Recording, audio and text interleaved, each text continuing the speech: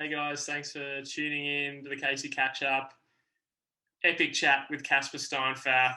We went through his Kattegat journey, which was literally he paddled from Denmark to Sweden over 120 kilometers, and we unpacked how that adventure was. We also went into a lot of stuff on reading the bumps and the best way to learn, how to train for a big journey like he did. And all in all, it was a great chat with Casper. If you're enjoying these videos or listening along, make sure you follow or subscribe. Follow on Spotify, subscribe on YouTube, and if you are interested in learning to downwind, subfoil, be sure to get in touch with me. Email me at info@caseyAUS.com, and we can get you started. Enjoy the chat, and plenty more episodes coming.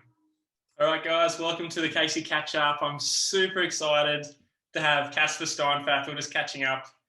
We haven't seen each other or had a good proper catch up for it seems like we did the math. It's like 8 years since our It's proper been 8 catch up. years. That's nuts. We've seen each other a lot, competition, events, but he's always busy. When I've been in Denmark, he's been the local hero, and I've been the enemy coming in and trying to steal the gold, so to speak. So it's been really good. I'm really looking forward to this chat with Casper. And I kind of want to break this up into two things. The first thing is his Viking crossing. Casper downwind foiled 120 Ks from Denmark to Sweden in, I'm going to put it lightly, less than ideal conditions. So we're going to unpack that. And then we're going to go into, I guess, his background in foiling. But Casper, let's get straight into it. Viking crossing 3.0. What was the mission? And I want to hear all the roller coaster, the whole thing. Well, I mean, it's funny. It feels kind of full circle right now, catching up with you, James, because I mean, we'll get into that later. But we've kind of mirrored each other along part of the way, even though we've been on completely different sides of the world. Opposites. But the Viking crossing 3.0 was essentially in the later years, I've got this like addiction to adventure and like doing my own types of projects outside the realm of competition. And living in Denmark, we're basically surrounded by water, and you have oceans on each side, and like I just have this fascination of backtracking the Vikings' footsteps. They sailed all these amazing places. So a couple of years ago, I paddled on my sup across to Norway. This time, I wanted to foil between Denmark and Sweden over the legendary Nordic Ocean of Kattegat. And you might have heard that name in like the series Vikings.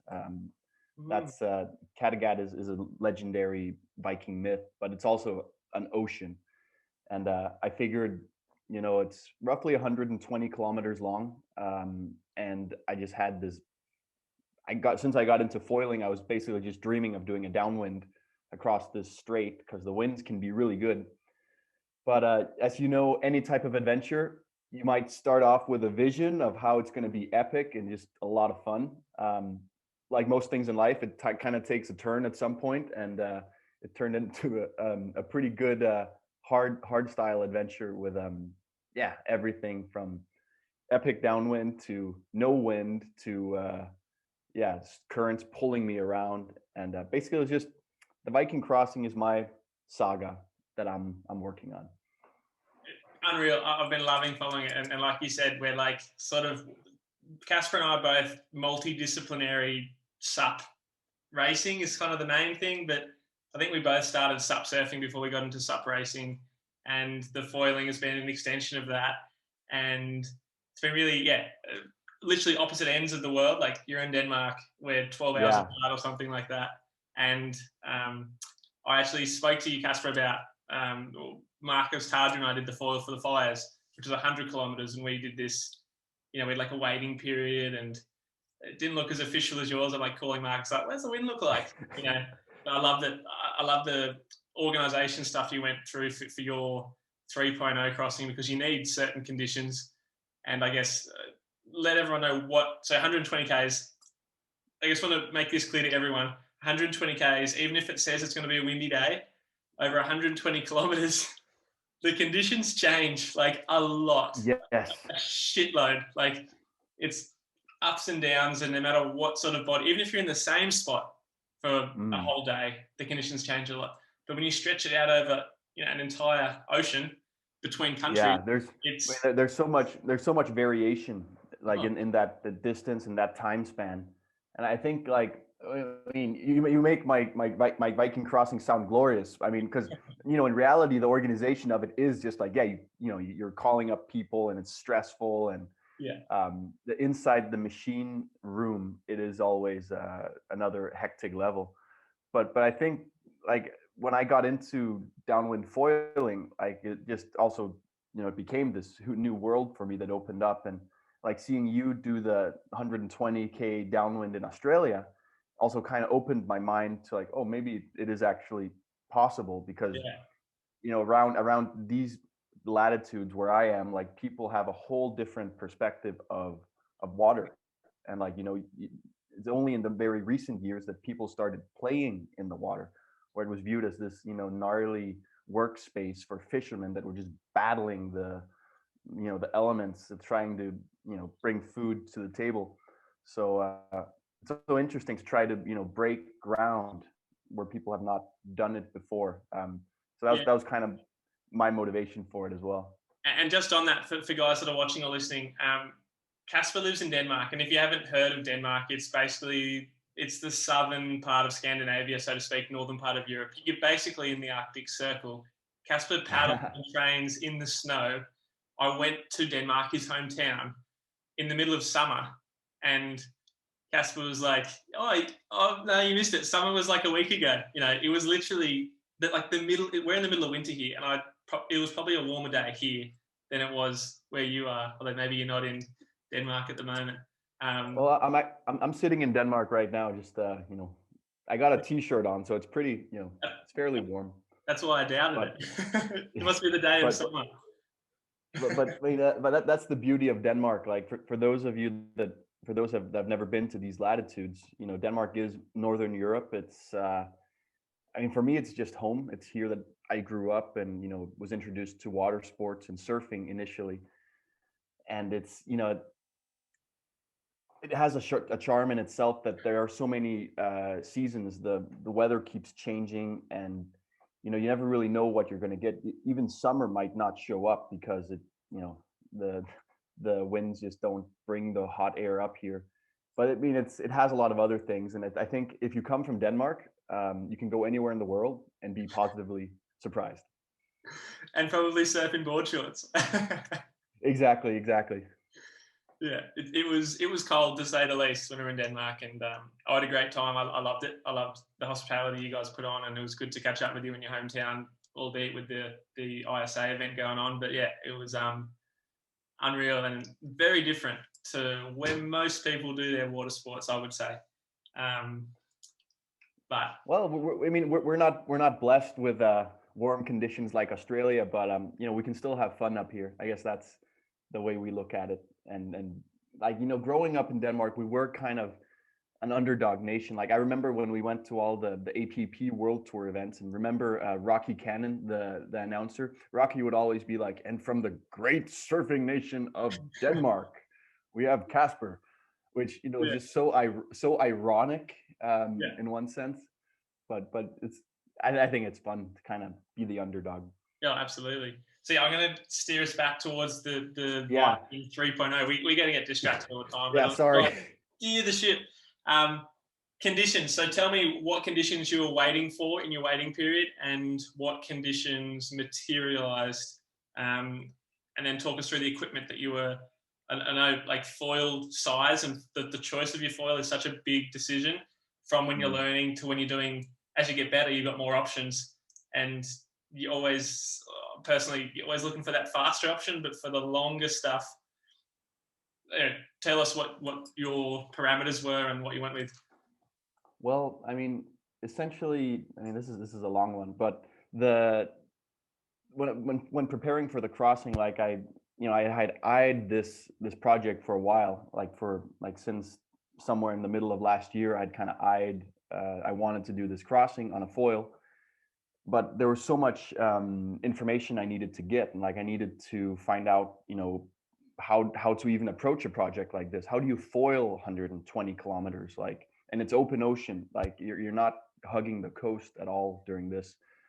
So it was a massive project, and I spent a lot of time testing equipment, trying to find out, first of all, what weather conditions could I expect? Because in this part of the world, we don't have stable trade winds. We have gnarly, moody low pressures that just come slamming across northern Europe.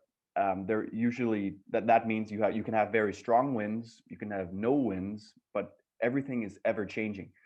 So I spent a lot of time analyzing weather patterns, like statistically, what could I expect if, say, I had a 4 or 6 week waiting period. And so I dug into, that was a fun process, understanding what, it's kind of like understanding your dance partner, like what is she capable of. And then I tested a lot, like I figured that I could expect, weather windows of maybe 10 to 15 hours of ideal wind.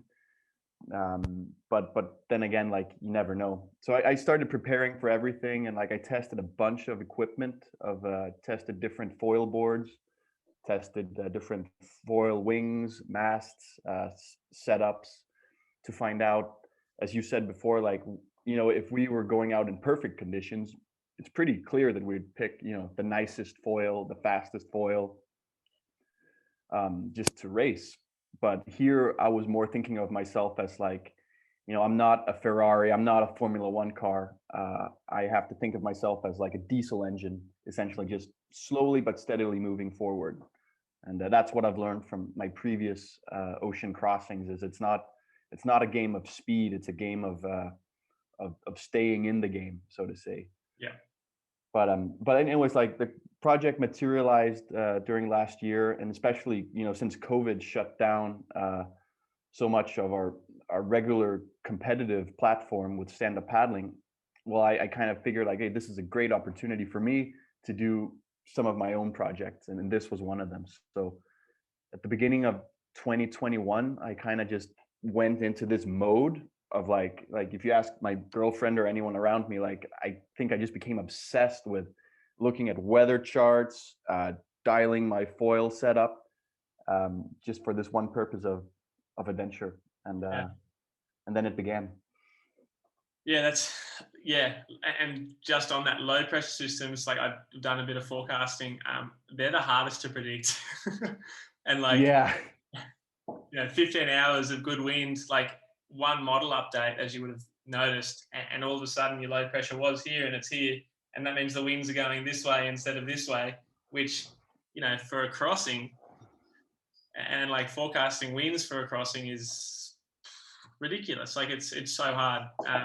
But let's dive into, like, I guess for me, what Marcus and I were looking for was just windy conditions, steady, the same direction for the whole time. On the East Coast, when I did my Wollongong to Sydney, 120k, we had a really good southerly. Again, it was a cold front, so I was moving up the coast, but up the coast it's pretty steady. I was looking for swell that was sort of more southwest, so going past the coast rather than southeast going into the coast, because our coastline kind of faces east southeast. So a south swell moves a little bit in, and a southwest swell kind of goes past. And that's all in theory, but all swells wrap towards land. The bigger the swell, the more that swell wraps in. So I went in a big swell because the wind was good, but the swell was also big. So with the wind being strong, it saved me. But if it was the swell that was wrapping in and then rebounding off, it made some stretches of my journey much harder. So you were fighting. Is it right that you were fighting to not end up back on shore? Exactly. Yeah. Okay. Yeah. So the swell, if I was to follow the swells, they would have taken me basically onshore, like onto the land, about 35, 40 Ks into my crossing. So I was always hunting out to sea. And at times, where there was a steep cliff, I was rebounding off cliff, backwash, and going back out to sea. I was 1 or 2 kilometers offshore, but the refraction and the rebound was all going on. you were fighting something completely different in that you're out in the middle of the ocean, and that brings with it its own challenges.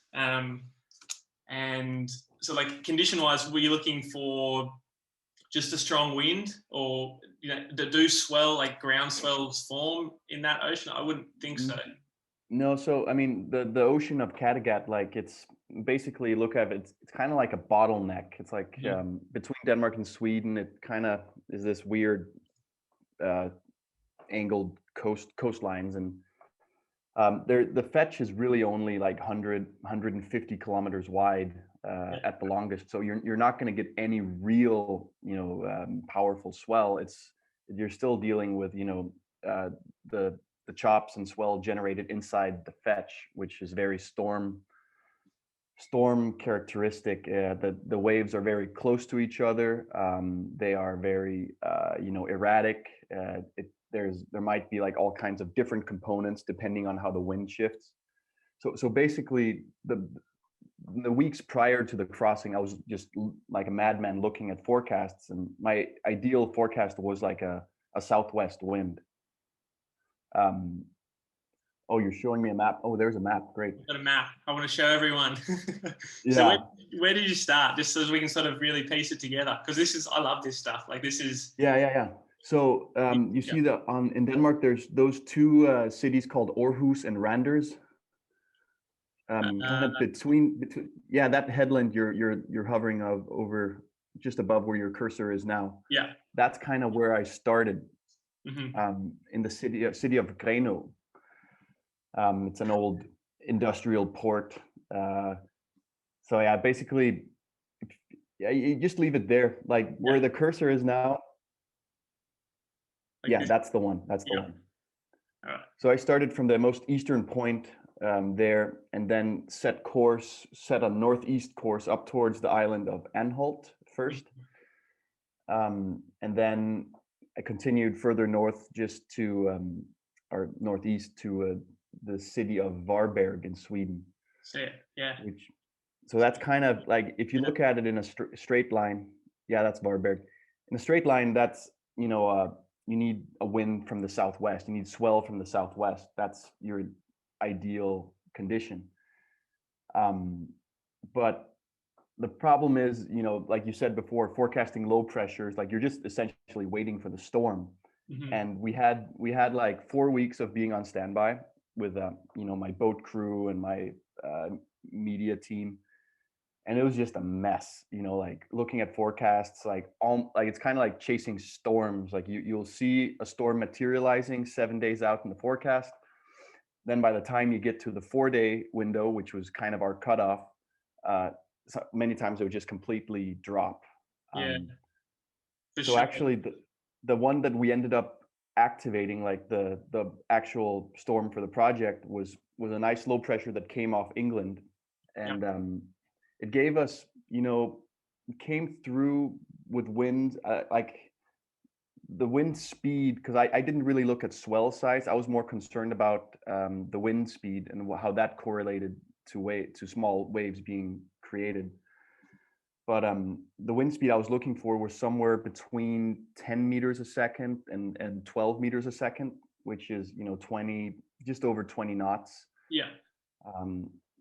I was also experimenting with like foiling in, 15 knots, 12 knots. And you can do it, but when you get to that level, it's just brutal. It's not really enjoyable. Especially without any ground swell. I think, in Australia on the East Coast, we get, if it's a south swell, the swell's literally going along the coast. So it'd be like being, here, and you're foiling up the coast, and there's all this sort of fetch. I said no fetch. Didn't I send you an Instagram message asking like, what's the lowest in the wind spectrum you have foiled? Yeah. And you said something ridiculous, like how can I thought, how can that work? But then you also said like, it's not enjoyable. Yeah, I think you're asking like, what's the lightest I've downwind foiled in, and it was a bad question to ask probably, because conditions make such a big difference. This is one of the things that everyone learning to foil should think about, is that 20 knots here in Sydney Australia's like, that's heaps of wind, because you have normally the wind and the fetch has come all the way along the coast, and that wind's following you. So you have like this mid-period swell as well as the wind. So sometimes in a southerly, it only gets to 10, like a southerly front will come through, and the peak of the wind will be like 20 knots, but it'll drop to 10 knots really quickly, and I can get out I'll use the same foil, like the P&L 185 in 10 knots, but there's all this residual bump that I'm actually tapping into. The wind swell, I'm not actually using a lot of. So basically what you're doing, Casper, like in this mission, it's kind of more like, it kind of be like foiling in like a harbour or like a estuary. Not taking away, just because there's no groundswell, it's all generated by shorter period wind swell, so to speak. Yeah, it all comes from scratch. Like it has to be built up from scratch, essentially. So, and that was how do I say it? Like that was the problem as well. That was why that was why it got so demanding, because I was dealing with really small, short period stuff. Yeah, so I guess when you asked me that question, I wish I'd clarified, because if I foiled in 30 knots in like a bay, so to speak, and this is bigger than a bay. It's 100 kilometers wide. There will be some fetch. There'll be some pretty decent mid-period stuff towards the end if the wind was to continue to flow. But when I do like we've got a stretch of water called Pittwater, and it's the Hawkesbury River, and when I'm in that stretch of water, I could literally foil on the ocean side on my P&L 185 or like the GO 180 kind of size wing, and then I'll go to the harbour side, and if I use the same foil in the exact same wind, I am pumping and paddling the entire time. And what I normally do is I put a much bigger wing on that's slower and liftier, and I'll glide and go almost, two-thirds of the speed. Yeah. But actually enjoy it, because I'm not having to pump. Whereas on the same foil I'm using the ocean, I'm pumping and paddling, and because there's nothing else. I'm going faster than everything else around me. Whereas in just wind chop, I find using a bigger foil allows more fun. Yes, you're going slower. Yeah. Because the wind chop, you actually get energy from the wind chop. It helps you. Whereas if you're going fast and everything, it's a nightmare. Like then you're fighting the chop. Then you're not really even using it. Exactly. Yeah. So like I would imagine from the get-go, I guess you would have a little bit of wind coming off the land, but that start would have been tricky. I didn't see the very start of your mission. Let's take it from the start, because basically where I started, it was like the wind did not come in the direction it was forecast. Like the low pressure kind of came in at a different angle. So what should ideally have been a southwest wind came in as like a maybe southwest. So too far up the coast. Yeah. So it was basically just going to send me north. So when I came paddling out of the harbor there, it's a long harbor I had to paddle out of. So it was kind of like, I felt like a 747, just taxiing away from the gate, going to the runway. Then once I got clear of the harbor wall, everything was kind of already hitting me from the side. Like there was already swell because of if you look on the map, there's plenty of open space south of the harbor.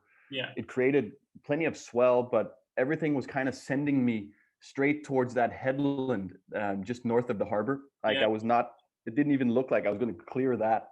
So all the people in my following boat, like they were, including myself on the foil, we were thinking like, shit, this is going to end before it even starts. Like we're not even going to get away from land.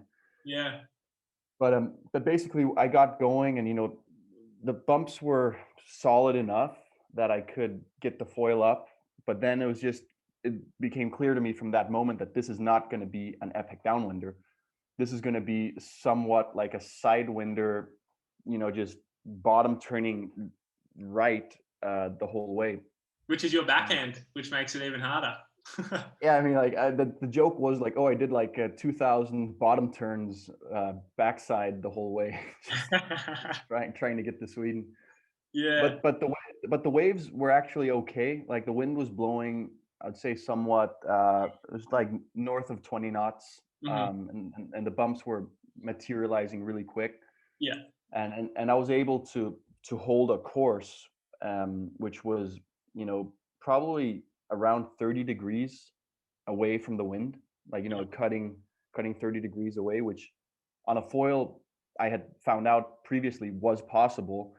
But there's a difference between testing, for 10 minutes if I can hold 30 degrees, and doing it for 10 hours. Yeah. That was the conclusion.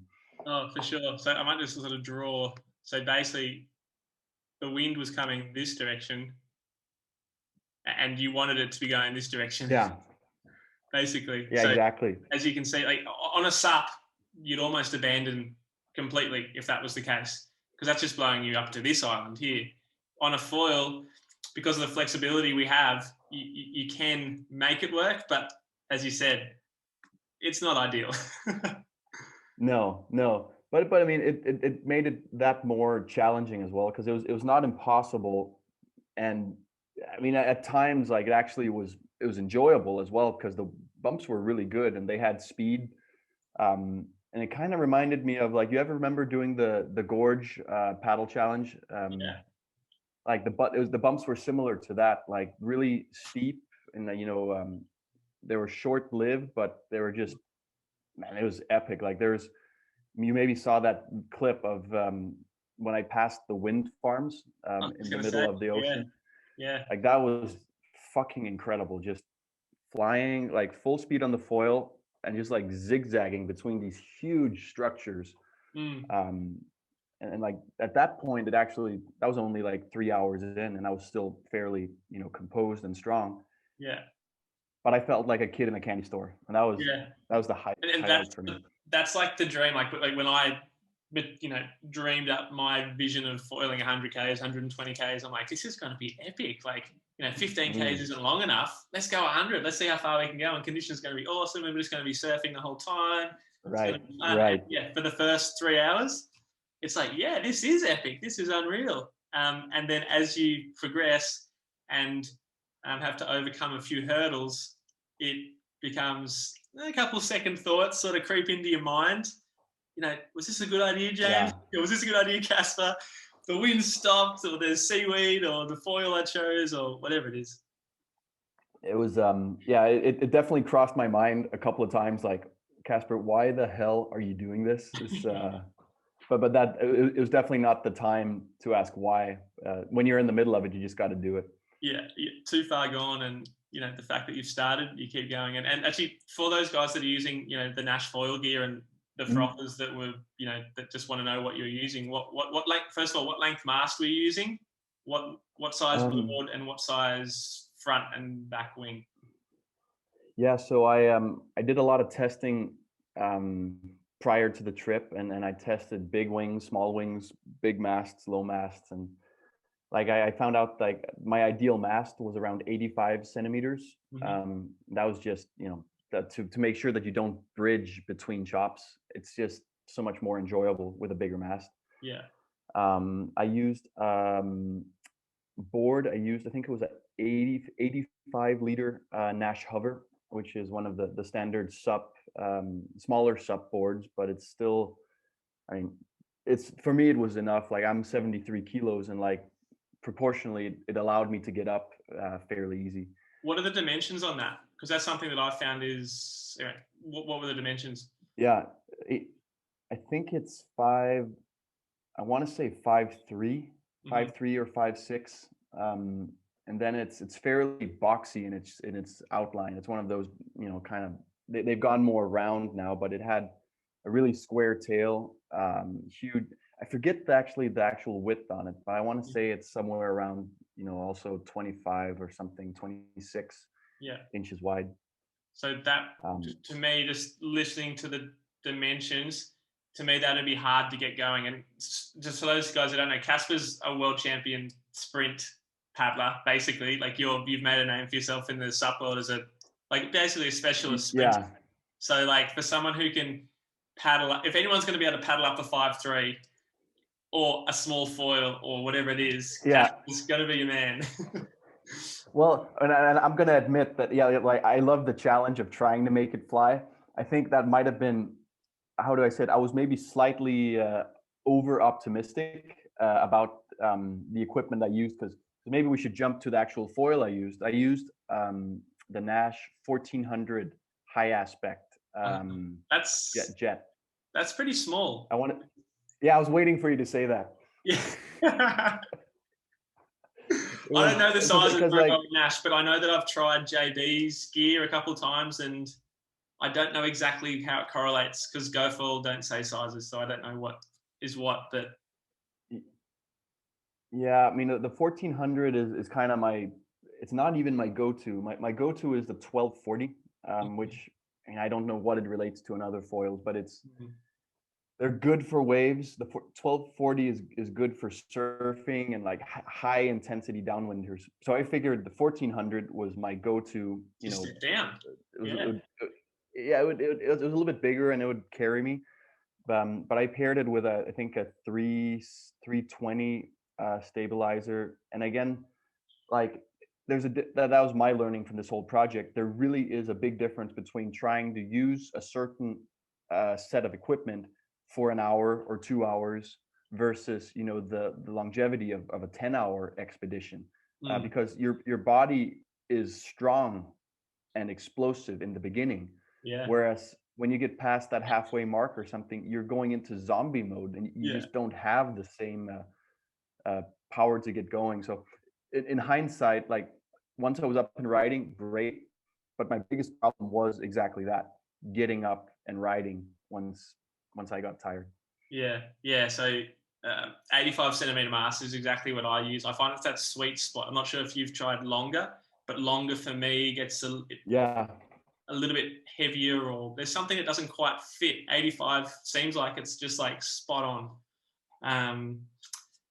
1400, I should have done my research to see what size that is, but I feel like that's a little bit smaller than what I would generally use. And for a longer journey, like I've got within the GoFoil range, there's the PNL 185, which is like this really high aspect wing, and it glides really well. It turns like an absolute pig. It's just because it's so high aspect that you turn, the wingtip comes out, and you've almost got to brace for that. And then if I really want to go for a really fast downwinder, I'm using the NL 160 or the NL 190, depending on the sort of swell or wind strength and size. But for sure, like I find when I go smaller, there's the carrot. You dangle the carrot. If it's smaller, you can go faster, and then you can finish quicker, and it's going to be awesome. But what I found personally was I was better off going. Yeah, but that was exactly the.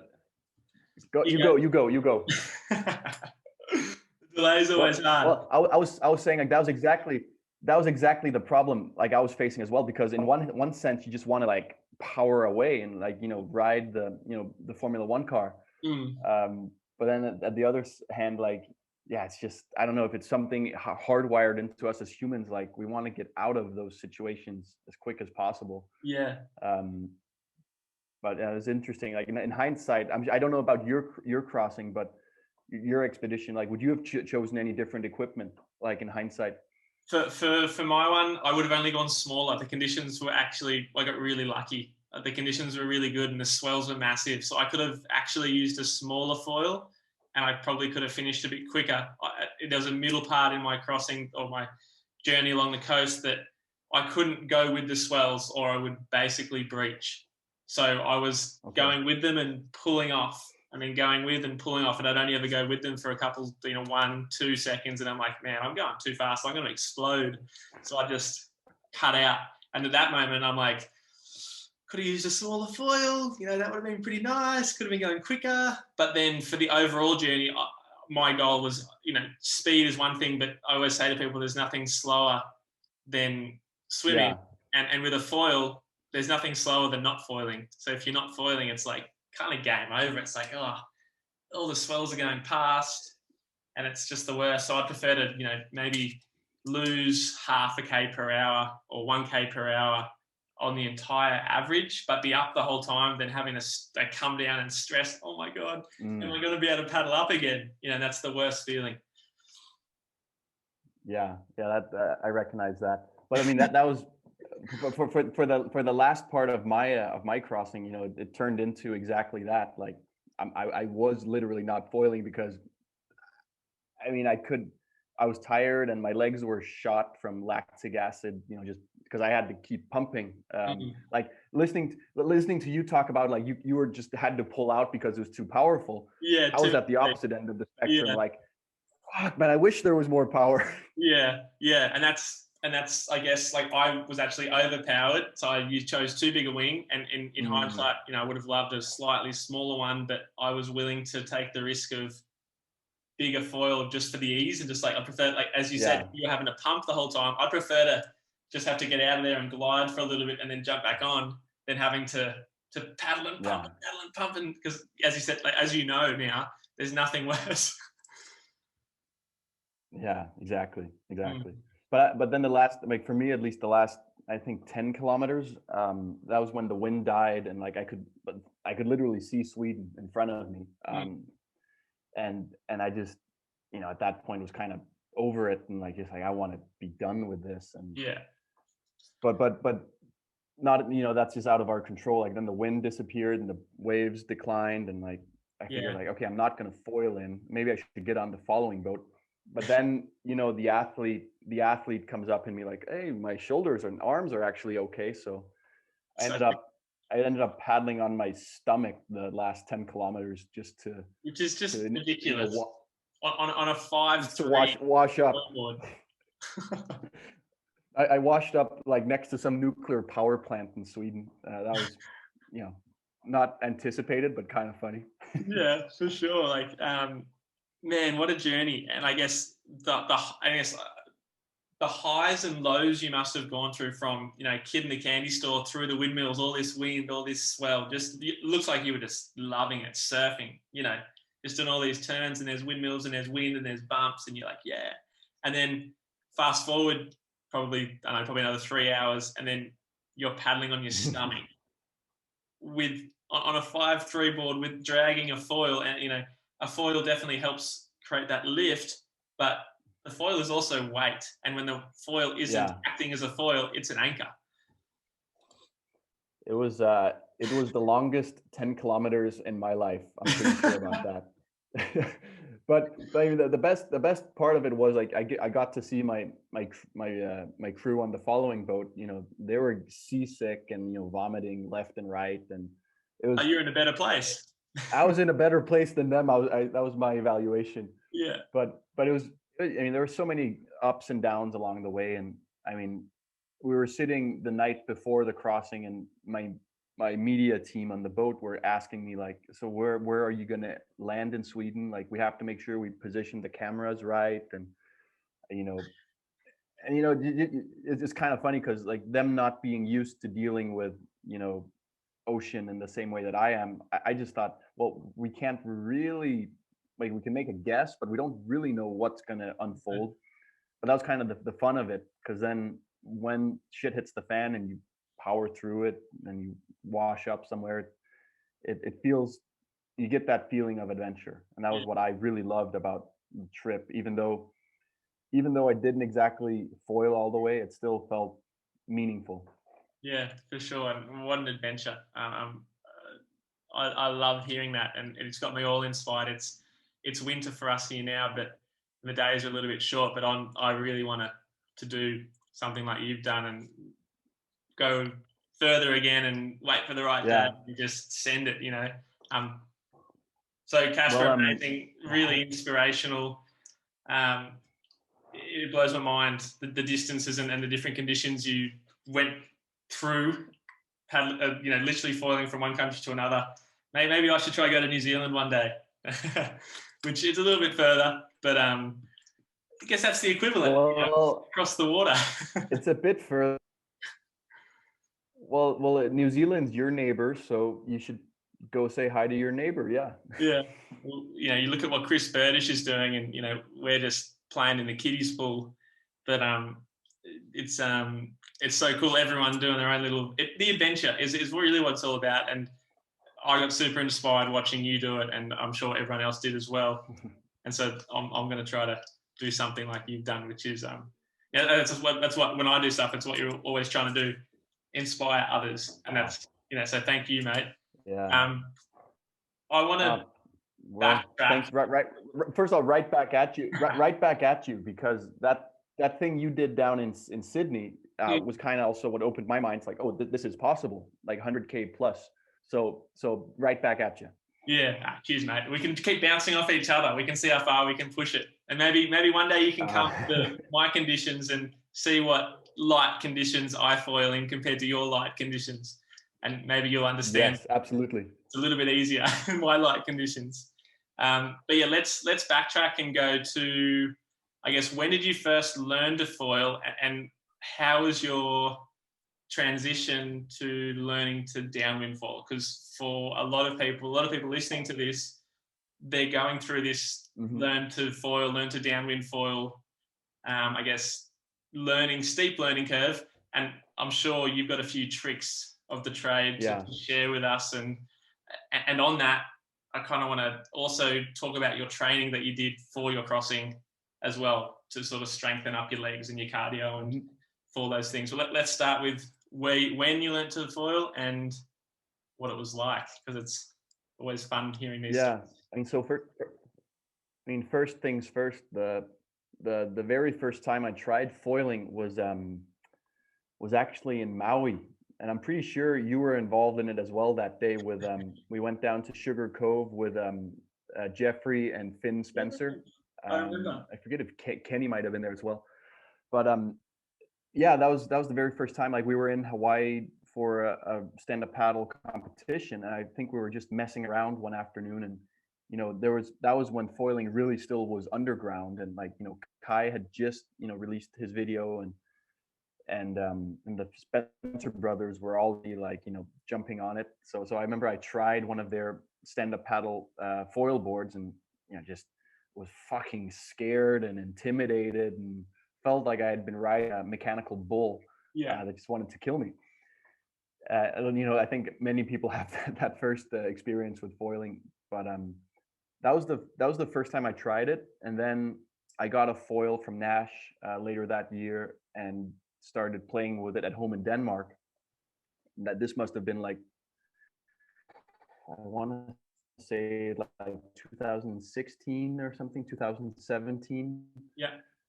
And then I got into it. I also know that our waves over here, they're not A class most of the time. They're pretty small, mushy waves, but that was perfect for the foil. And like, I got all psyched on re-exploring my local breaks with the foil, and it was just epic. But then foiling was more just of like this fun thing I did when the waves were small and I was not competing.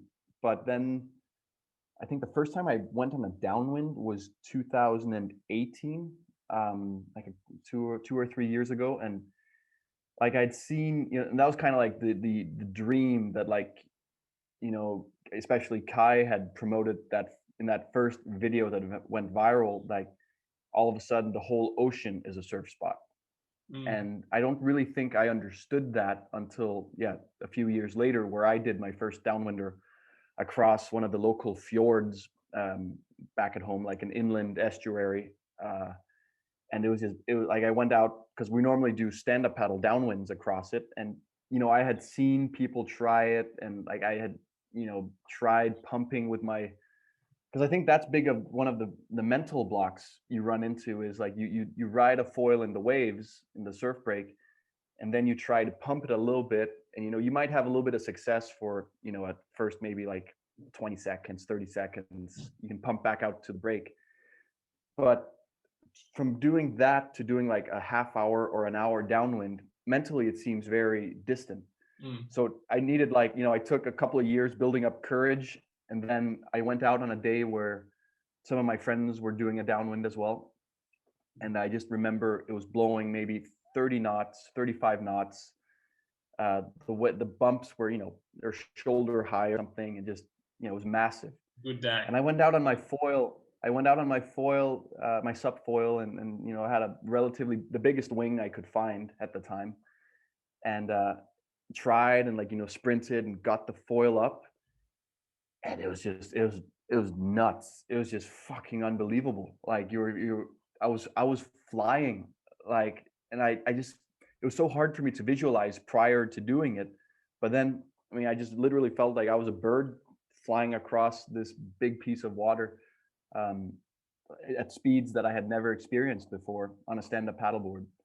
Awesome. So it was kind of it was a long build up to actually doing it, and even in my head, I was unsure whether I actually could do it. But then once I broke the code, like, fuck, full speed, can't stop. And so I guess from watching you from afar, you're on your SUP foil board most of the time, not a prone. Yeah. Yeah, so I think that's a really good tip for the guy. Like a lot of guys who want a downwind foil aren't necessarily SUP guys, but they, for me, the stand up allows you to, with having a paddle, you can paddle up onto the foil so easily. And from watching, I know how good a paddler you are. You've kicked my ass plenty of times. The speed you possess would make it quite easy for you to get up and get going, I would imagine, compared to someone who maybe just started stand-up paddling. So that's a success story. You learnt to foil. You spent a bit of time, like probably 2 years foiling in the waves before you went and did your first downwinder. Mm-hmm. And that's definitely not a bad thing in that you built up your skill set. And then, I'm sure you're paddling onto unbroken waves in the surf to get going. And then you went out and used your biggest foil, which, great choice, especially for your first one. And that's a lot of people fail to do. They say, I saw James using, an NL160 one time. I'm going to use that. It's like, nah, I've progressed down from like the Maliko 280. I've gone all the way down. It's all whatever it is. Using the biggest foil available. And were you linking up waves like 2-for-1s, 3-for-1s, or before you did your downwinder? Yeah. Well, I was probably at a point where I could link 2 or 3 waves together when surfing, and pump back out. And I mean, in retrospect, I think I could have gone into the downwind earlier, but it was very much mental because no one in Denmark was doing it at that point, and I was only seeing like these exotic videos of Hawaii and you guys in Australia starting to do it. So, and I think it just was mental very much, but then again, like once I broke the code, I realized, like it as well, to downwind foil on a SUP board, it's not the act of actually flying that's the problem. It's taking off, like getting the foil airborne. And I've helped quite a few people here at home now, and we have a great group of people that do foil downwinds now regularly. But what kind of is what I see is a common denominator is that it's people that are fairly skilled stand-up paddlers are having the easiest time getting going downwinding on a foil, because just the explosiveness you got to possess to do those like 15-20 sprint strokes really fast to get going is alpha omega. So that's what I've tried to help people with that wanted to do downwind foiling, is like, well, let's work on your stand-up paddling sprint skills, because that's really, and I think many people will be capable of doing it. It's just you gotta kind of maybe break it down and into compartments. Yeah, you got to put the time in, and like a lot of it's like, it is for sure power, but I also feel like it's a lot of technique too, and that getting your speed before you try to get lift is one thing you really got to think about, because a lot of people, they try to get lift straight away and they're only going 4 or 5 kilometers per hour, and the foil doesn't lift until it's 8 or 9 minimum. So what I've always recommended is work on your technique in the flat, like somewhere that's controlled, so you can actually find out what's working and what isn't working, and then go out like an onshore beach or an onshore bay and paddle into the wind, turn around, and just work on your paddle up with a bit of wind at your back and a bit of bump at your back, because that's going to control things a little bit better, and you're not going to get stuck 2 kilometers into a 10 kilometer downwinder. But I guess what you did sounds perfect in that, one, you knew you had the paddle power. Two, you knew you could link waves. Three, you done lots of sup foiling. Four, you used the biggest foil. Yes. Five, you had the 35 knot day of days downwind Yeah. and went with people. Yeah. I mean, I think that's the way to start. It's kind of like when I use the analogy of kite surfing or windsurfing as well. In some sense, it is actually, it's counterintuitive, but if you have stronger wind, a lot of times you will have more power, and it's that fear of like when you're learning something new, like you don't want to be overpowered, but you still need a sufficient amount of energy to make it happen. So like on a kite, like I would rather fly overpowered a lot of times because it allows you to do more. But that's just personal experience. But I will say, like, it's amazing, like with the new foils coming out, like the people are, all the brands are building foils that are more efficient and still fast. But compared to what we learned on some years ago to do this, like I feel there's been a lot of steps forwards, Yeah. to making flying more easy. Yeah, I definitely think so. I've yes and no. I think like there's definitely the foils are definitely getting faster. I think the True, yeah. But the foils are also gliding better. So once you're up, it's going to be easier. But in terms of yeah, paddling up, like even I've progressed from the original Maliko to the now the NL series and the PNL, and I wouldn't say the new ones are easier to get going by any means. I'd actually say the older ones were easier to get up onto the foil, but the newer ones are faster and easier to link bumps. yeah, that's actually a good point. Yeah, because if you take a novice on the highest aspect, most racy foil, that's it's fun once you're up, but damn, it can be hard getting it there. Getting up, and then like the stall speeds are getting higher and higher because as you want to go faster, you are then, basically your bottom speed is getting quicker, so you have to be able to paddle up to that speed to get foiling. And like you said, once you're up and going, happy days, but it's getting going that can be really tricky. And I think, what you did and what I recommend is biggest foil for your first downwind run. The biggest one you get your hands on. I don't care if people say, oh, you won't be able to keep up with the swells, you won't be able to keep up with this or that. It doesn't matter. It doesn't matter. Yeah. If you can paddle up onto the foil, you're going to have consistently, then you're going to have way more fun than going on a foil that you may or may not be able to paddle up. You haven't really tested it. And maybe this day it's 35 knots. This is the day I'm going to be able to paddle it up. But you're at risk of wasting the conditions. And, better foiling. I compare it the hare and the tortoise. You could be the hare and get up and shoot off, and then you have to stop and rest and control. Or you can just be the tortoise that always can get up and going, little glide. Maybe they're going to come down, but you can get up again. You're consistently moving down the coast. Or stop, start, stop, start, stop, start, and it's no fun. Yeah. No. Did you ever do any downwind races on the foil? Yeah, I've done a couple now. Ben Tardrew, we did the Doctor, and so that's from Island to Perth. But the problem in Western Australia is there's so much seaweed, like ribbonweed. It's like it's thin, like this cable, but it wraps around your foil. Yeah.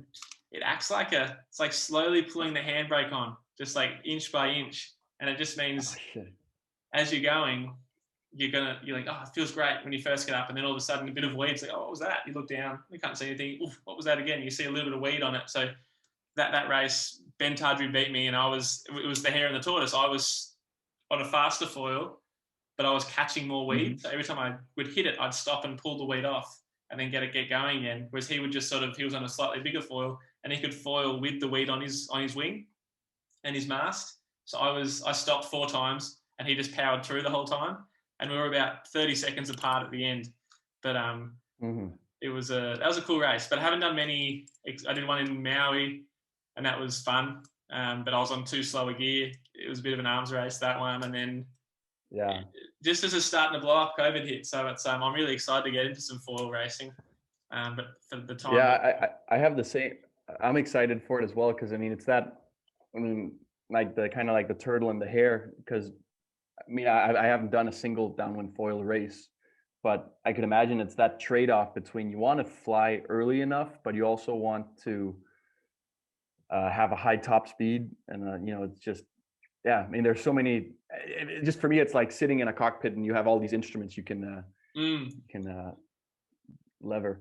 But you can't choose what instrument. You got to choose at the start, and then when you're out there, you're stuck with. You got to commit. Yeah, it's really interesting. Yeah. Yeah. So one thing I want to ask actually is what I've found in the waves compared to downwind is when you pull off a wave and you're pumping back for the next one. Personally, I find that it's far less energy between waves. Whereas when I'm out downwinding and you're on one bump and you go across to the next bump, one, it's a shorter distance, but also I just feel like there's always been more push. And do you agree with that? Do you want to explain it a bit more? Or? Well, based on my extensive research across Kattegat, I feel there definitely is. I mean, I think the way to look at it is the energy, the water molecules in motion, and the energy coursing through the water. Where if you go in the ocean, you're dealing with swell that is so how do I say, groomed. It's spread apart. The energy is spread apart in these waves, 10, 15 seconds between each other. And it's just, the energy is so categorized, like it's so, it's organized. Where I feel like when you're on a downwind or like on open ocean in a breeze or something, then you're dealing with the chaos of wind, or like wave energy inside the fetch, so to say. Like that's what we call it in Denmark. Like even when we go surfing, the waves are just like, it's like a wind swell just all over the place. Where when you're doing a downwind, like even if you see the bigger bumps over there, it still means that like there's still smaller bumps sporadically spread out, which I think it's kind of fun, having surfed my whole life. It's still fun to now get on the foil and learn about wave energy, and how like I thought I knew everything, but I realize I don't. But it's kind of it's interesting, like, and also how the foil is able to harness this. And I think that was one of the hardest parts with this project, the Viking Crossing, because we got some great pictures, and the media in Denmark wanted to understand what the fuck was going on. Like, how does this work? Yeah. And it's really, really complicated to explain to someone that doesn't, understand hydrodynamics and stuff. But I just said like, oh, it's like Aladdin's flying carpet. That's the best way to describe it. Yeah, actually, I was just watching your Instagram story or video, and you were talking about, you're in the middle of the channel, I think you're halfway, and it was getting lighter, and you were talking about how the getting going was like a 747 taking off. We need like a nice big run up and get the speed, and then once you get off, it's like good. And I think I really like that analogy, that like the energy, when you're taking off in a plane, the energy to get going, you're hooking on the runway. You're going super fast, and only right at the end of the runway do you start to lift. And that's a really good way of thinking about it, is that before you can get on Aladdin's carpet, you've got to do this, expend all this energy and get all this speed, and get the power. And then only then, once you have the certain speed, can you think about lifting off, and then you're lifting off, and then it's that dream that everyone fantasizes about. It's this downwind foiling. You're these little swells, smoothness amongst the chaos. You're linking this bump here, that bump there, and exactly. You're joining the dots. And like you said, it's chaos. I really like how you explain it. It's chaos, and it's just all this wind swell mess. But with the foil, it's like you're mountain biking or you're snowboarding, or you're just going through the moguls, and you just every mogul you're just getting speed down it. And I find it hard to explain to people, but that just surf foil, like, oh, I can't believe you foil for 120 kilometers. How could you do that? It's like, well, it's not like I'm just pumping around the whole time. A lot of the time I'm just gliding. The wind is at my back. The wind swell is with me.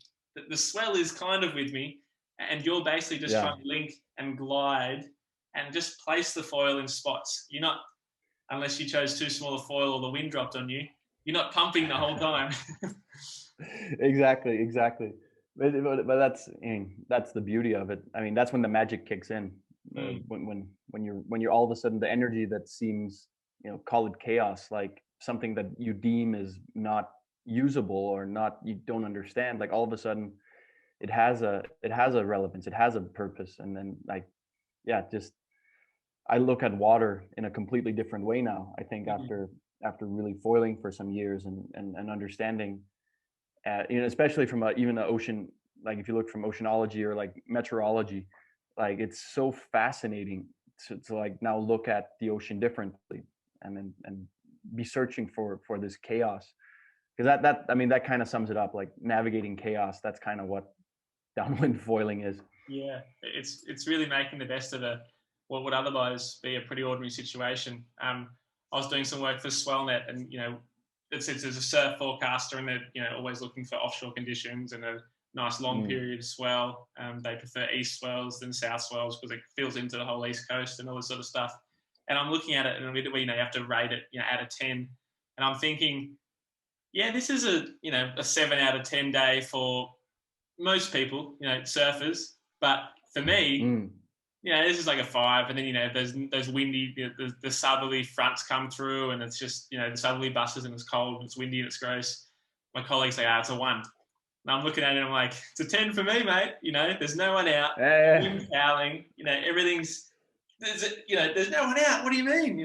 It's firing out there. And it's such a cool way to, I guess, to live, like every day it's pumping. And that's what foiling is to me. There's always yeah. a day where it's going off. And I actually, on that, like where you live, it has waves, but they're not great waves. I'm sure you would have had way more fun days in the surf because of your foil. Yeah, no doubt. I mean, I said it's funny because we said the same thing 10 years ago, like, oh, now we have the paddleboard, Yes. now can be on the water even more, making most of the conditions. But once again, like with the foil coming into the picture, these average to shitty 1 to 2 foot days where it's onshore or like just gutless. Mm. That amount of energy, it's kind of like the iceberg. You see the tip of the iceberg, right? It's kind of like you see the tip of the small wave breaking, but there just is so much more underneath the surface that we're not seeing. And like in Denmark, at least, like I'm foiling half of the time now, just because it's the speed. I love the speed I get from foiling. You're flying faster, like you're doing these, like in the waves, you're doing these huge arcs, like as if you were snowboarding, like I'm snowboarding in deep powder or something. So it's just a completely different sensation. And I think personally the quality of my time on the water has only gone up since the foil coming into the picture. Yeah. It's and the same, like it's nuts. Like you look out in the bay behind me now, there's so many people foiling, and not just surf foils or sub foils, but on all types of crafts. And it's just it's funny. It's funny how like now we're all about flying above the water. Yeah, how things have changed. Like you said, when SUP came, it was the same. Like, oh, now I can surf that bank down the beach because it's not as good. There's less people, but Yeah, I'll have more fun because I've got this big board and a paddle, and I can catch it, and I got all this speed on the wave. Now I go back to my stand up after being on exactly. the foil, and it's like, what happened to all my speed? I got to get back on the foil, and I can go fast again. All this drag from the SUP, or it's so Yeah. fun. It's sort of like, it hasn't ruined my surfing, but it definitely has changed my perspective a little bit. That's for sure. Mm, Yeah. I can relate. I can Yeah. relate.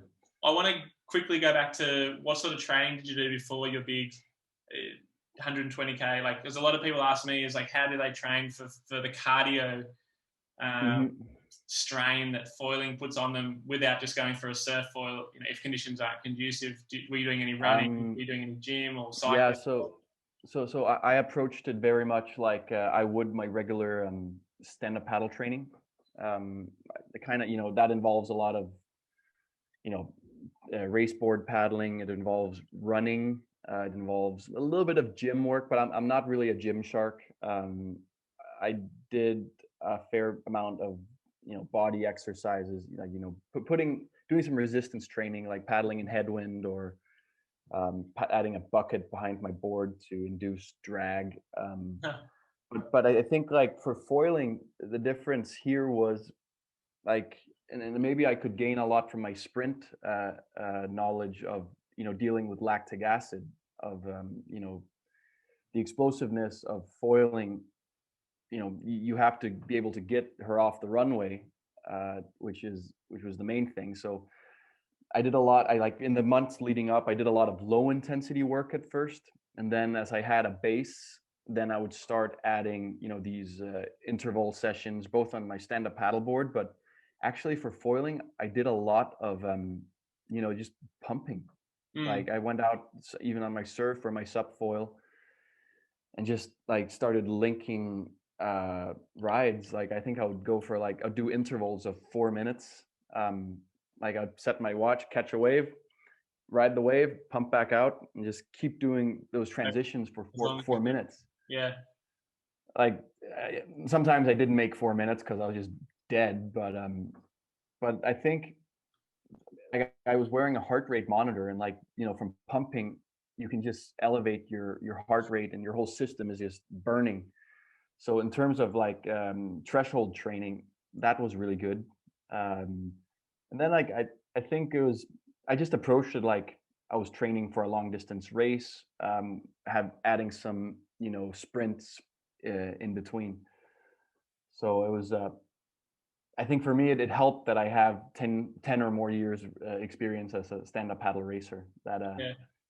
made it a little bit easier. But then again, I mean, it was, but that was the fun part. It was different, like trying to crack the code. What do I really need? And Yeah. Did you do any prone and paddling for the last 10Ks?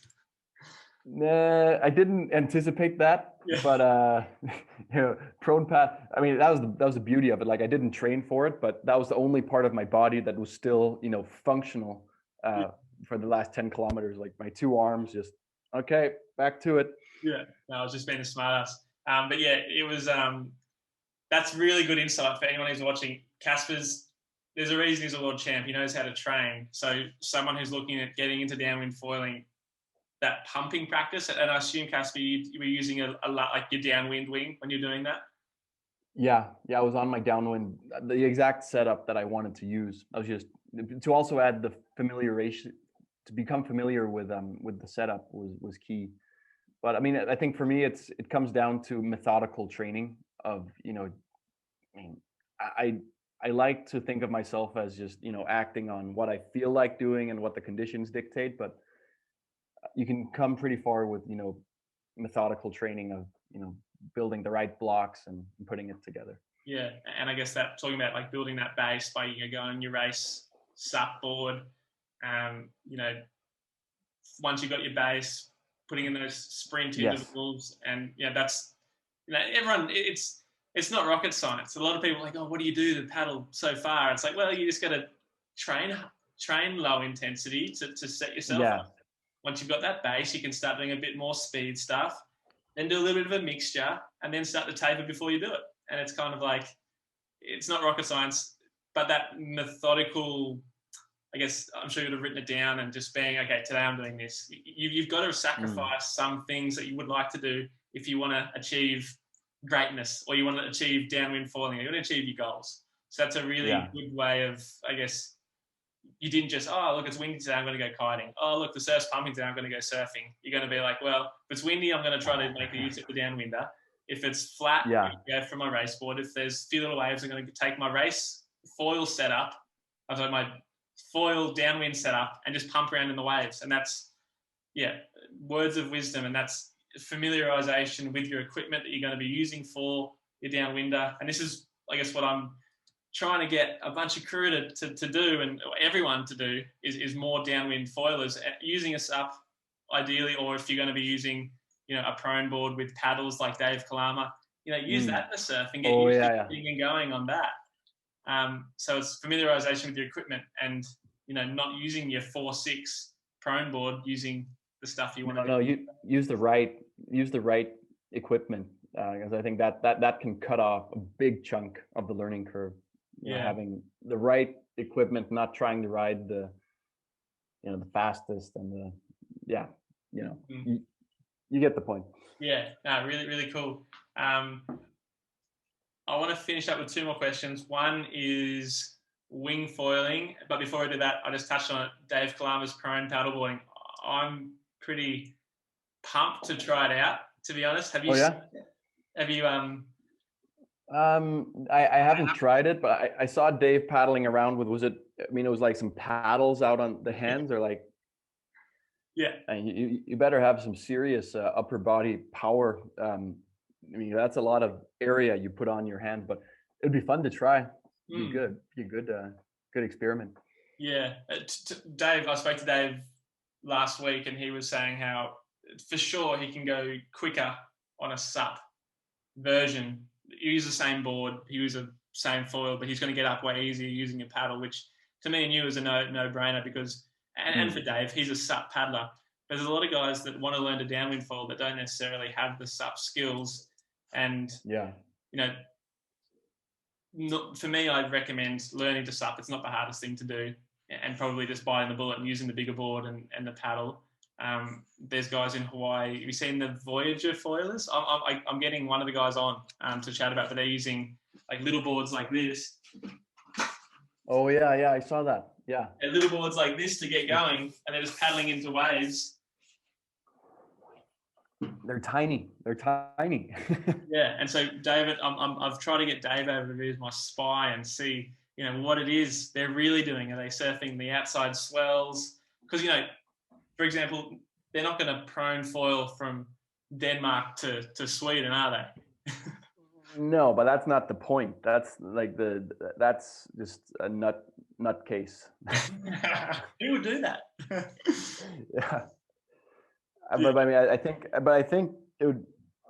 I mean, I have this feeling when I go on a downwind on a foil that, man, I wish I could share this feeling. Like I could express to my girlfriend, to my brother, to the people around me that you got to get in on this. Yeah. But it's so hard to describe the feeling. It's just exhilarating and it's magical. But it's true. There is a really steep, a hard learning curve to get into it. So, man, yeah, maybe that's the question you have in your mind. Like, how can you break that down? Yeah, help more people to get into it.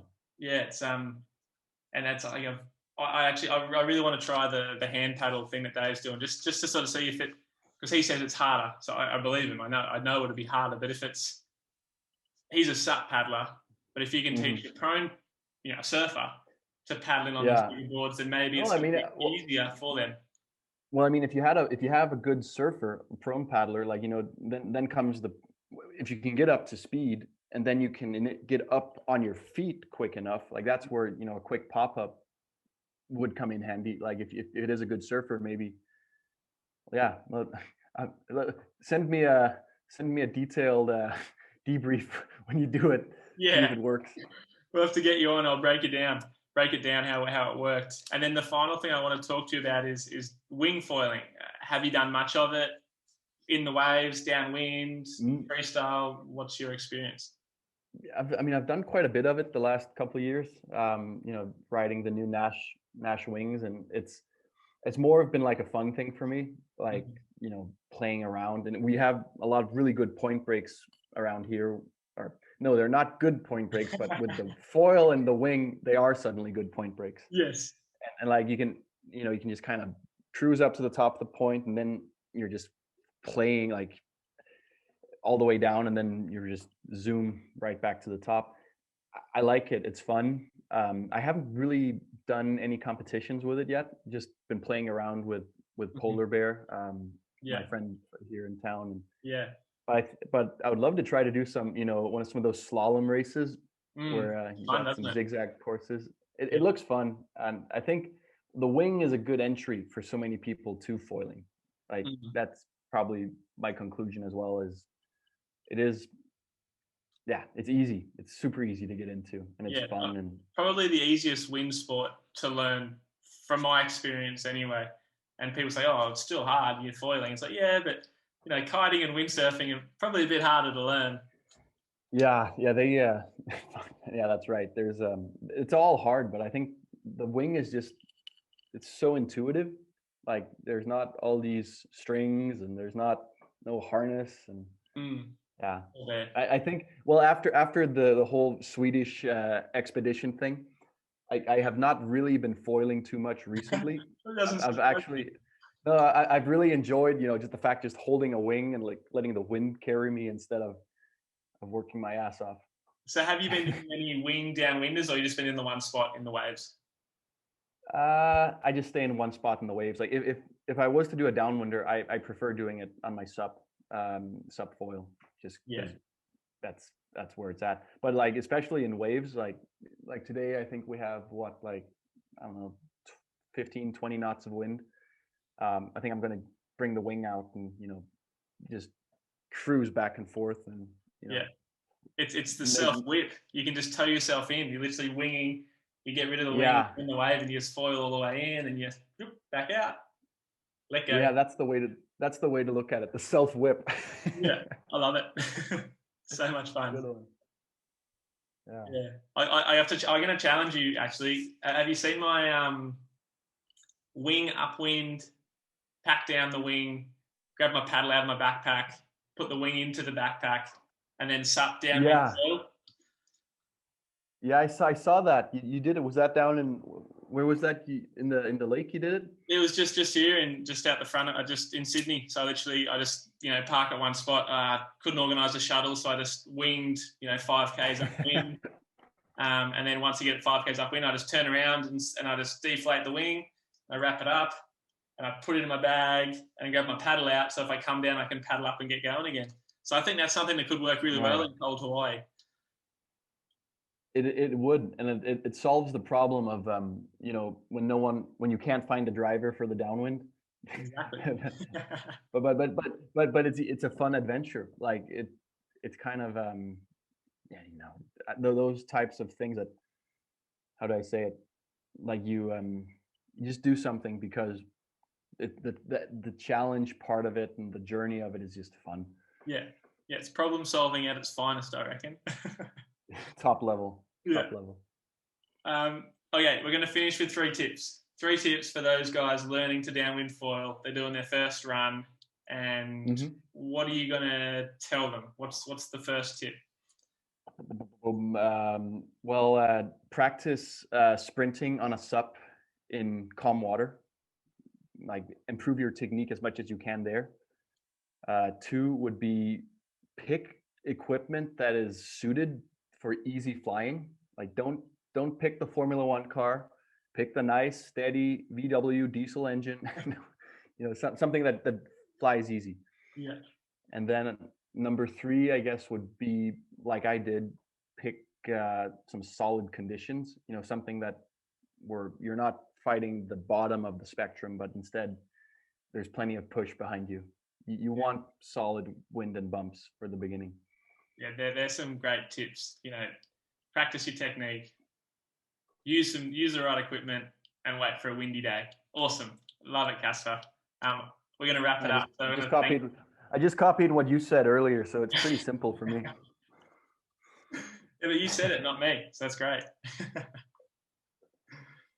Yeah.